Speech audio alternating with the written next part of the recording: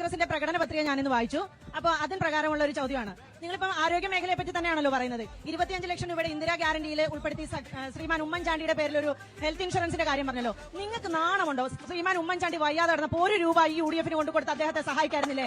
അദ്ദേഹത്തിന്റെ പേരിൽ നിങ്ങൾക്ക് ചികിത്സാ സഹായ പദ്ധതി ഉണ്ടാക്കാൻ നിങ്ങൾക്ക് നാണമില്ലേ? പിന്നെ അടുത്ത ചോദ്യം, എനിക്ക് സംസാരിക്കാനുണ്ട്. KSRTCയുടെ ലാഭത്തെ പറ്റി, KSRTCയിൽ സ്ത്രീകൾക്ക് ഫ്രീ ആയിട്ട് നിങ്ങൾ യാത്ര ചെയ്യാൻ അനുവാദം കൊടുക്കും. KSRTC സ്ത്രീകൾക്ക് സൗജന്യ യാത്ര പറയുന്നുണ്ടല്ലോ.